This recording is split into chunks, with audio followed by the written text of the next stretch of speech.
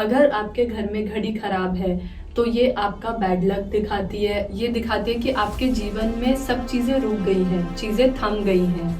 अगर उसका शीशा क्रैक हो गया है, चाहे वो आपकी वॉल क्लॉक है या आपकी हैंड वॉच है, थोड़ा सा भी अगर शीशा उसका क्रैक हो गया है, मतलब आपको ये संदेश मिल रहा है कि आपके जीवन में कुछ अशुभ चीज़ आई है, तो आपको वो यूज़ नहीं करनी चाहिए। अगर आपको किसी भी रीज़न से आपको वॉच गिफ्ट करनी है, वॉल क्लॉक गिफ्ट करनी है, हमेशा उसमें सेल डलवा के गिफ्ट करिए। आप चाहते हैं कि सामने वाले की ज़िंदगी हमेशा चलती रहे, कभी भी थमे नहीं। वॉल क्लॉक का, वॉच का रुक जाना मतलब है थम जाना, किसी चीज़ का बैड लक। और ऐसा भी कहा जाता है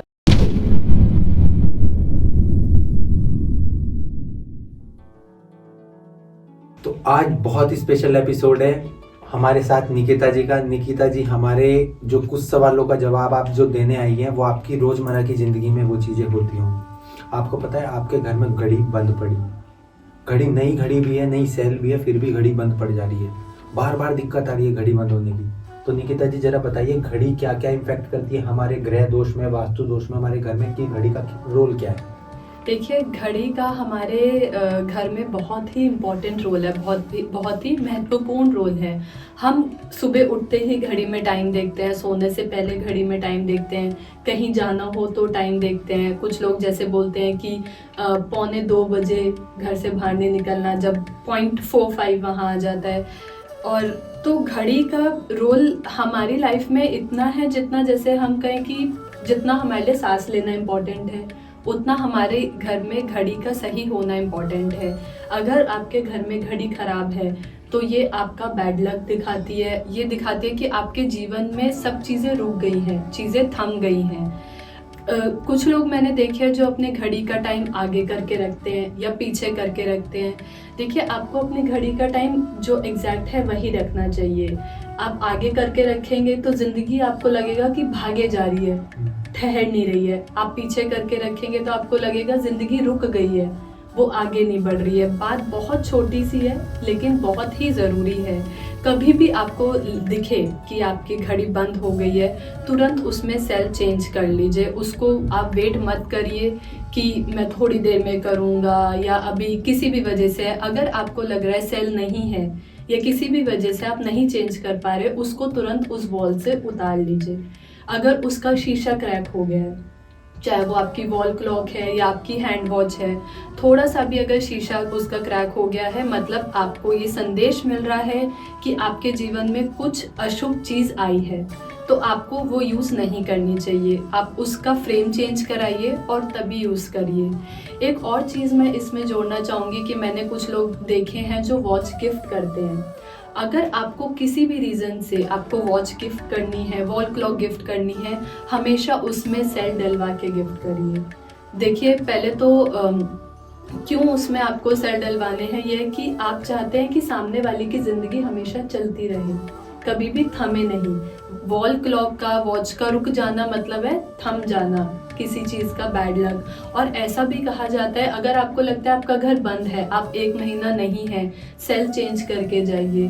कुछ लोग ऐसा भी मानते हैं, और पुराने ज़माने में भी ऐसा मानते थे, कि घड़ी का रुकना यानी आपके घर में किसी की मृत्यु का संकेत भी होता है। अगर 3-4 दिन तक, 5 दिन तक घड़ी बंद पड़ी है, तो इस वजह से आपको हमेशा ध्यान रखना है कि आपकी जो घड़ी है या वॉल क्लॉक है वो कभी भी आपकी बंद ना हो, और सेल आप उसके तुरंत चेंज करते रहें। अभी जैसे एक हमारे पास एक कमेंट आया था, तो कमेंट कुछ इस प्रकार था कि मतलब किसी व्यूअर्स ने देखा होगा कि जो घर में मंदिर होता है ना, उसमें कौन कौन से भगवान की फोटो हमें लगानी चाहिए, कौन कौन से फोटो, मतलब किस तरीके की फोटो होनी चाहिए, किसकी मूर्ति, किसकी फोटो, या घर में किस किसकी फोटो होनी चाहिए, किस किसकी मूर्ति। आज के टाइम में लोग अपना मार्केट में जाते हैं, मूर्ति खरीद लाए, उन्हें ये नहीं पता कि ये मूर्ति नहीं, फोटो होना चाहिए था। तो एक घर में, एक वास्तु के अकॉर्डिंग हमारे घर में किन किन की भगवानों की फोटो किस रूप में होनी चाहिए? तो देखिए, उसके लिए सबसे पहले मैं बात करती हूँ कि मंदिर में किस तरह की फ़ोटो होनी चाहिए या किस तरह की फ़ोटो मूर्ति नहीं होनी चाहिए। देखिए, आपके मंदिर में कोई भी ऐसी फ़ोटो नहीं होनी चाहिए जिसमें किसी भी तरह का युद्ध हो रहा हो, किसी भी तरह की नेगेटिविटी हो, कोई उसका शीशा टूटा हुआ हो, मूर्ति या फ़ोटो हो गई, वो थोड़ी सी भी अगर क्रैक है तो वो आपको तुरंत विसर्जित कर देनी चाहिए, आपके मंदिर में नहीं होनी चाहिए। दूसरा हो गया, राहु केतु शनि की फ़ोटो नहीं होनी चाहिए। तीसरा है कि किसी भी भगवान की सिंगल फ़ोटो ना हो, वो हमेशा अपने पेयर के साथ हो। चौथा हो, अगर हम लक्ष्मी जी की बात करें, उनका जो वाहन है वो है उल्लू, तो वो कभी भी उल्लू के साथ, ना उल्लू पे बैठी हो ना उल्लू के साथ हो। देखिए, आउल हो गया तो मतलब क्या है कि वो चली जाएंगी, फिर वो आपके घर पे तो रहेंगी नहीं। इसलिए हमेशा लक्ष्मी जी कमल पे बैठी होनी चाहिए और आउल भी उस फोटो में नहीं होना चाहिए। फिर हम बात करते हैं किशन जी की।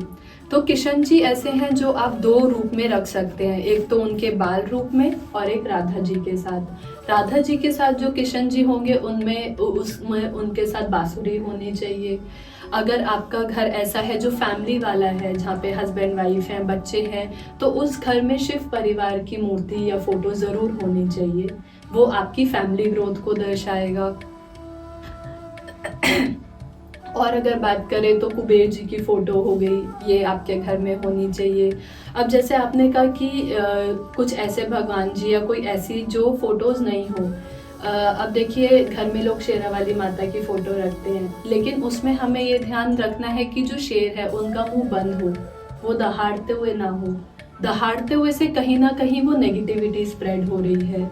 कोई भी, अगर आपको और कोई भी जानवर रखने हैं, तो आपको ऐसे नहीं है कि अब काफ़ी घरों में मैं देखती हूँ कि वो हिरण रखे होते हैं, उन्होंने हाथी रखे होते हैं।